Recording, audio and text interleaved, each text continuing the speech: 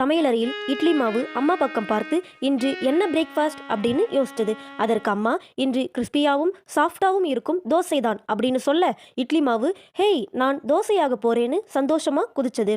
அம்மா தோசைக்கல்லை சூடாக்கி மாவை கரண்டியால் ஊத்தி ஒரு அழகான வட்டமாக அமைத்தார். தோசை சொன்னது வாவ் என்ன ஒரு ஷேப், நான் அழகா கிறிஸ்பியா ஆகணும். அதுக்கு மேலே நல்ல எண்ணெய் தடவினாங்க. அதற்கு தோசை ஹேய் என்ன ஒரு பட்டரி ஃபீல், இனிமே எனக்கு ஒரு கிறிஸ்ப் டச்சு வரணும். அம்மா தோசையை மெதுவாக திருப்பினாங்க. கோல்டன் ப்ரௌன் ஆகும் வரை வேக விட்டாங்க. உடனே சட்னியும் சாம்பாரும் வந்தது. சட்னி ஹேய் தோசா நாம் பர்ஃபெக்ட் காம்போ தானே. சாம்பார் சொன்னது அடப்பா என்ன மறந்துட்டீங்களே, நான் இல்லாம எப்படி ஸ்பைஸ் டேஸ்ட் வரும். தோசை சிரிச்சது நம்ம எல்லோரும் சேர்ந்து தானே பெஸ்ட்டு. பசங்க ஓடி வந்து அம்மா சூடா இருக்கிற தோசை எங்கே. அதற்கு அம்மா கிறிஸ்ப் தோசாவை பிளேட்டில் போட்டு சட்னி சாம்பார் சேர்த்தாங்க. பசங்க சாப்பிட்றதுக்கு முன்னாடி தோசை சொன்னது ஆஹா நான் ரெடி, கிரன்ச்சா சாப்பிடுங்க.